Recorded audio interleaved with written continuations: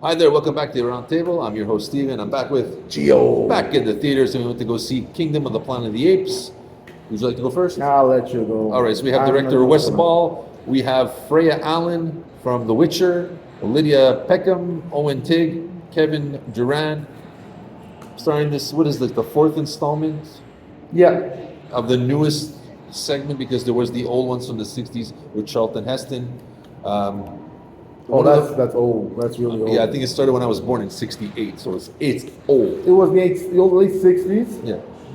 and then So after. yeah, there was 4 or 5 of them with Charlton Heston. I believe. Well, that era there was 5. Then it stopped for many years. There was that horrible Tim Burton version in the '90s, I think, or early 2000. Yeah. And then there was a new trilogy which I thought was fantastic. And now there's a new one starting over with Wes Ball in the director's chair. Well, it's continuation because so many generations after Caesar. This one. Yeah.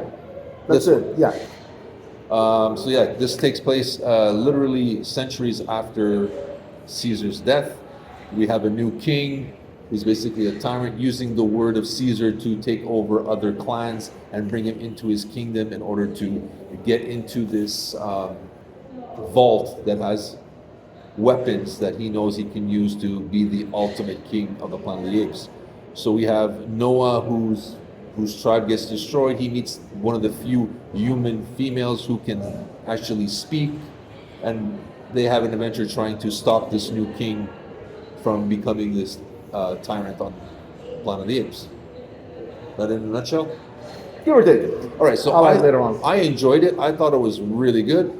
Special effects, the apes look amazing. I know it's not real apes, but it looked fantastic. They did a lot of close-ups. You thought they were real apes that could talk. I was blown away. They've continued the standard in that. The story was pretty good too. I can see where they want to go with the trilogy, if they want to do another one. What I enjoy, the only thing that was kind of weird was Planet of the Apes is usually the point of view of the apes, and midway through it is kind of her point of view, the girl's character, and how she has to stop them. So it kind of just changes, which I thought was a little odd. But other than that, I was very entertained. I thought it's a solid entry. It's not the best one. I think maybe Rise of the Planet of the Apes may have been the best one of the newest batch of films, but this is probably a close second or third in that series. So for a franchise I thought would never continue, it's doing an amazing job in continuing and making it fresh and new and entertaining for generations, for the next generations to come. Okay, so Rotten Tomato give 80% and people's view is 90%. I'm in the 90s. Now the thing is this way.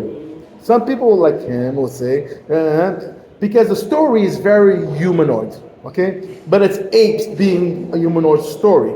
But also, people goes, because it's based, they made it like apes being like human. No, because in the wild, apes are like that. They're territorial, very territorial, especially mating season. They get very aggressive. They're even willing to kill sometimes. Okay, so in here there's a lot of twists and turns, especially with this human called May. Okay, so you think she says one story, and then you believe her. Then she does. Then she gets caught. Then she does another story, and then she does another story, and then at the end there's a big twist and turn that her old stories you actually thought maybe was a bit true. It's not true. And the thing is, yes, I'll be like her too. It was my planet. If I can have the technology that we have and take it back, we botched it up and we can fix it again. You know, so in some sense, like even though, for example, Noah goes there, look like Caesar, humans and apes working together, but you see in this movie over here, the apes are killing apes. They did everything that the humans did through history, from the caveman until now. It's all about power, choosing like who to get the best mate, this and that. And this Prometheus Caesar, when he found the vault, he didn't know nothing about it in the vault because he had a human working for him, who he kept him in a room and everything like a servant, like his right hand man guard, like a thing, an example. The Roman empires and all this kind of thing. They had a wizard, so he ends up being the wizard, reading all the texts and saying, and he goes in there. There's weapons, the powerful weapons that can make you more powerful. So he got intrigued by it. So there was machine guns, there was tanks, all this kind of thing. Will the guy be able to use it? Who knows? We'll never find out. So May used it as Forrest saying like, oh, we want to use this because we want to learn. Because a lot of humans don't know how to talk yet. Still, they don't. Because as you say in the storyline, when the apes got smarter, the humans got less smarter. Now, where May lives, at the end, you start noticing it, her community are still smart is because they bar themselves from the air. When they come out, they put on the toxic suit and everything to prevent breathing that air becoming stupid kind of sense. So now they're trying to find a way to rise up again, get their position in the world, like everybody wants to do. Because I don't know about you, but if I'm human and I'm stuck in a little cave for the rest of my life, oh, let the ape take his turn. No, I want to breathe in the sun, in the fresh air. I want to take the sun. I want to do this. So if I go out and they pose a threat, and physically they are superior than us in everything, physically, I want to know that I can defend myself and anybody close to me, including families and family members. So there is that thing. And so both sides are right and both sides are wrong. So that's me. So to me, the movie is very well done. I mean, the apes are becoming like humans. It's back with the emotions, you know. So at a certain point, it's a very, very good movie. I enjoyed it. The CGI is ridiculously incredible. You see the fur moving around, the sunlight touching it and everything. No problem, I forgive it next time. Dang, you know. And the CGI, we're getting spoiled. How amazing the CGI is in here. Because think of it, the olden days, that would be people in the costume and they had to walk like an ape and you could see the defect. This thing, the visual, even the eagles, for example, the hawks, whatever they were, are amazing. The details, the accuracy, just the visual. Like to me, myself, cheapo night, regular night, go see it. It deserves, for myself, to go in the theater. It's really spectacular, but give it don't go, oh, it reminds me of humans. Yes, because apes are the closest to us. Yeah. Primates are the closest things to the humans. So if you give them brains, they're going to be like us. Or they'll be like the cavemen, the olden days, Neanderthal, whatever you pronounce it. Because we came from apes. So that's how we became what they want to become like us with time. So that's it. Go see it. I'm going to have to agree.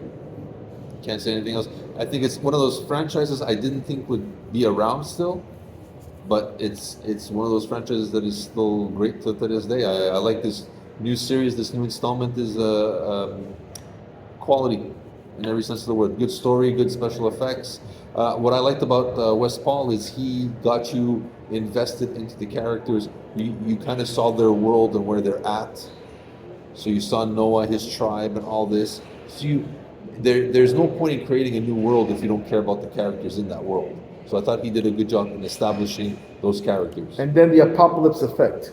All the shipwrecks that they're corroding on the ocean. All the buildings, they're half disappearing with trees and vegetation on top of it. Then you see like they're walking through the forest, but it's not really a forest. It's a forest built on human civilization because you see concrete slabs with the metal studs popping out. You're like, oh, so they're pretty like, oh, a forest. And then you see these things like, oh, the forest is on top of the city kind of sense. And then you see, so it's like it's wow. It's like how nature can easily take over anything. So I really love from A to Z what it brings out from the populace effect and the humans and all these kind of things, you know. So I really did enjoy it. That's it. I'm not talking no more. All right, so I'm going to say go see this movie if you Yeah. can. If you can't see it on IMAX, I think it's worth it.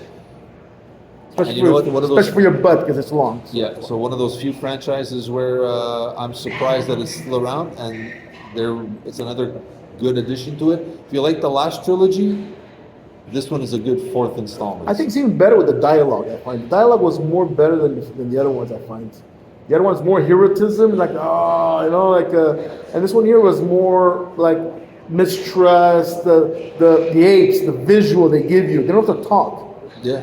You do sign language and you know what he's saying. It's Yeah. like, I don't trust her, kind of sense. Goes, yeah, okay, she's bullshitting me again. It's wow. That's what I'm saying. Just the visual, it's just CGI. You know what he's saying in the eyes and the emotion. You feel even the eyes. You kind of read his emotion when he's happy, when he's sad, when his father passes away.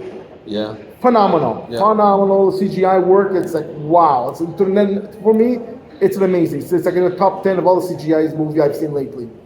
We're gonna have to agree on that one. So if you find this video beneficial, pass this on to your friends who want to go see this movie to help them make up their mind. We would appreciate the views. Hit the like button and subscribe. This is Gio. Steven from the Roundtable. Have a great movie day. Ciao guys.